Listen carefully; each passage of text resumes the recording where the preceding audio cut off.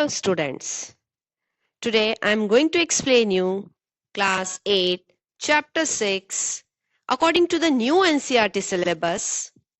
The chapter's name is Parliamentary System, Legislature and Executive. So the students, the chapter is going to talk about the India's parliamentary system and its structure. The chapter will explain you the key functions of the parliament, the role of legislature, executive, and that how these legislature and executive are organized at the union and the state level. You know, children, you all must be knowing about the old Parliament House and the new Parliament House. So, first of all, I'm going to brief you about the certain facts about the new and the old Parliament House and the need, because there must be question coming to your mind that why the new Parliament House has been constructed when we already have a huge, big, old Parliament House. So I'll be answering you, I'll be briefing you about that also. You know, students, the old Parliament House was constructed in 1920s, called as Samvidhan Sadan. And this Samvidhan Sadan hosted assembly, constituent assembly, and served as the Parliament House for over 7 decades. That means 70 years. And now the new Parliament House has been constructed, which is known as Sansad Bhavan. It is basically constructed to accommodate the growing needs featuring increased capacity, advanced technology, sustainability, and safety. You know, children, you must be knowing that the number of constituencies are decided on the basis of the population. This you have already read in the previous chapter. So now this new Parliament House has been constructed to accommodate the growing population, or you can say the growing constituencies requirement of the country. So this new Parliament House can accommodate up to 888 seats in Lok Sabha and 384 in Rajya Sabha. That means all, in total 1,272, up to 1,272 people, or you can say the MPs can be accommodated in this new Parliament House. And you know, in this new Parliament House, the expanded space for the Lok Sabha can accommodate the peacock theme of the Lok Sabha chamber. And there are other needs also, like for the better facilities of the seating and the visibility, the modern technology, and the improved accessibility. So I hope it is clear the requirement or the need for the construction of new Parliament House. Okay, now let me give you a brief introduction of the chapter. Okay, so you all must be knowing that India achieved independence after a prolonged struggle and sacrifice, enabling its citizens to govern themselves. So the drafting of the Indian Constitution was the first major step for this, laying down fundamental principles like universal adult franchise. Now you must be thinking about, what is this universal adult franchise? Universal adult franchise is a key principle which provides right to vote to the every citizen, irrespective of caste, class, gender, race, and religion. Universal adult franchise is done for the direct elections. Now, what are the direct elections? Where people directly elect their representatives to the Lok Sabha and the majority party forms the government. Parliament makes the laws and oversees the government, ensuring accountability to the people. You know, children, Parliament is the supreme legislative body, makes laws, oversees the government, and the first Lok Sabha was formed in 1952. And you know, the 18th Lok Sabha was formed in June 2024. Students, if you want complete notes of this video and expected questions from each topic taught, then you can download PDF from SSR website on the given link. And if you have any query, any doubt, you can ask me in the comment section. Now, let me begin with the next topic, composition of Parliament. Now, Parliament consists of 3 parts. The first is the President. He is the integral part of Parliament, and he can summon and prorogue sessions. He can give assent to bills. Now, the meaning of summon. Summon means to begin the session. That means he can call parliamentary members to meet and start the session. And he does this on the advice of the Council of Ministers, which is headed by the Prime Minister of the country. And you know, students, the gap between the two sessions should not be more than 6 months.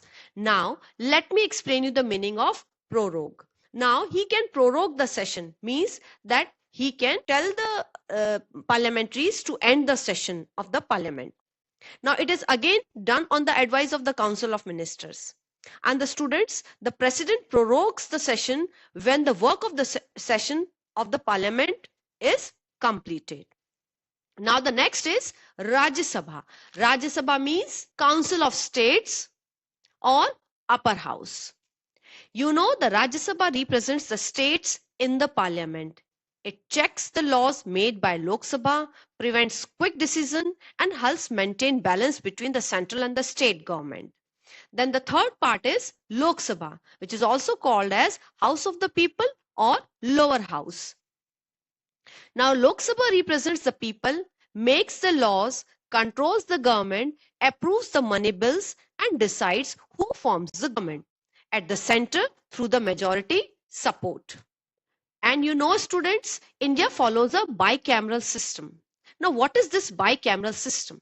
You know, students, during the drafting of the constitution, there was a detailed discussion on whether India should adopt a unicameral, means one house, or bicameral, means two houses system. So the primary concern was whether a single directly elected house would be sufficient to handle the complexities of a vast and a diverse nation.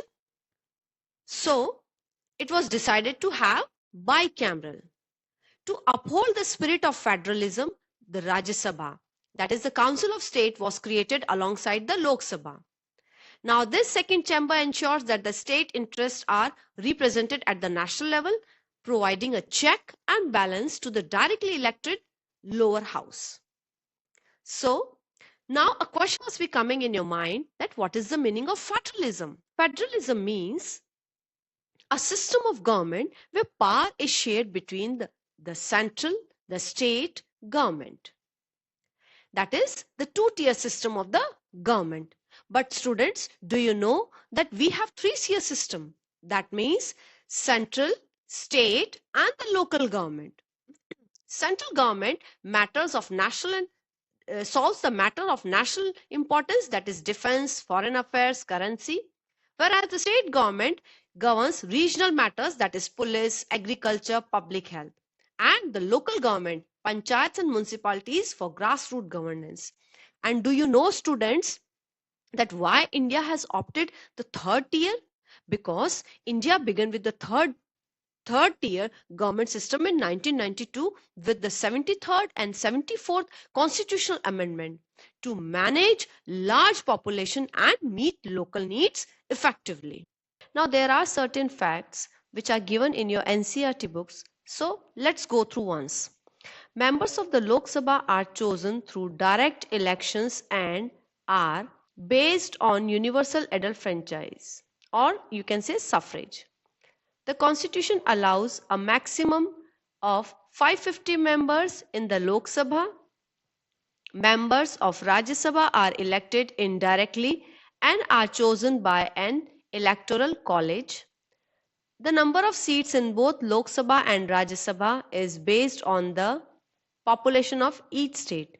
Although all these facts we have read in the previous chapter. Students, let's talk about the historical roots of the parliamentary democratic form of government in India. Let's first talk about the British model. India adopted the parliamentary democracy model inspired by Britain, leveraging practical experience gained under colonial governance. Ancient republics. The system also drew inspiration from ancient Indian republics known as Mahajanpadas, which had early forms of representative governance. Village panchayats. Traditional village panchayats were where elders took collective decisions, influenced the spirit of grassroots democracy.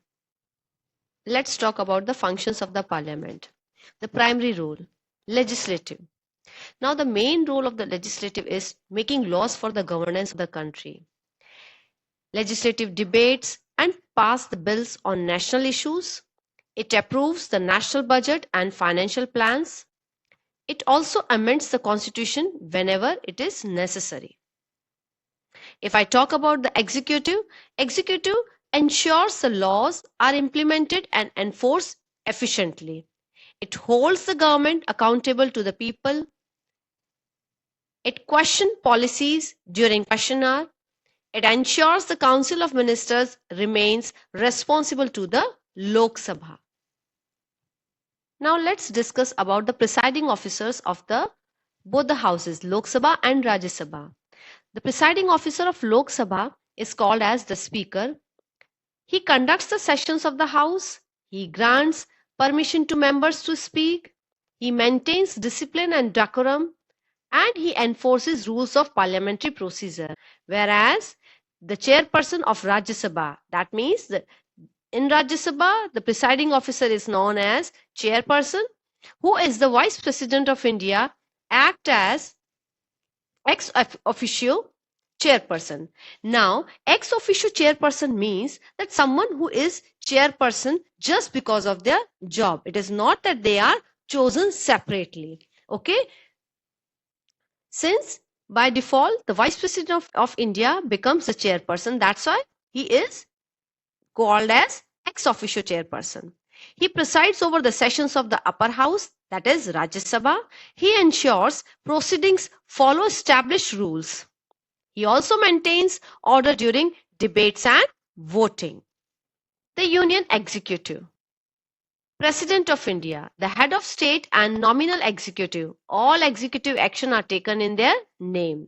Vice President, the second highest constitutional office, acts as the ex officio chairperson of the Rajya Sabha. In the previous slide, we have understood that. Then the Council of Ministers, headed by the Prime Minister, the real executive authority that advises the President. Now let's talk about the collective responsibility. The Council of Ministers comprises members chosen from MPs of both the Lok Sabha and Rajya Sabha. However, they hold a special accountability. They are collectively responsible to the Lok Sabha. If the Lok Sabha passes no confidence motion, then the entire council has to resign. The Prime Minister leads the council, selects the ministers, and coordinates government policy. Now, let's talk about a historical sceptre which is known as Sengol. Now, Sengol is a gold-plated silver sceptre dating back to the Chola period. It was traditionally handed to new rulers as a reminder to rule with the righteousness, that is, with dharma. On August 14, 1947, it was symbolically represented to Pandit Jawaharlal Nehru to mark the transfer of power from the British to Indian hands. The Nandi, sacred bull, perched at the top symbolizes steadfast justice and fairness in governance. At present, it has been installed near the Speaker's chair in the new Lok Sabha chamber of Sansad Bhavan. And do you know, students, what is the meaning of Sengol? It is derived from Tamil word semi, that means righteousness. Now let's talk about the translation services provided by the Indian Parliament. The Parliament ensures that the language is no barrier to democracy. Debates are made accessible to all members through real-time simultaneous interpretation services. You know, students, the Indian Parliament provides translation services so debates can be understood in multiple languages. Initially, the 12 languages were there. That was Hindi, English, Bengali, Tamil, Telugu, and 7 others were there. Now, recently, 6 more languages were added. That was Bodo, Dogri, Mathili, Manipuri, Urdu, and Sanskrit. Now, this helped all members to participate and understand debates respecting India's linguistic diversity. Students, if you want complete notes of this video and the expected question answers from each topic taught, you can download PDF from SSR website on the given link in the description. And If you have any doubt or query, you can ask me in the comment section.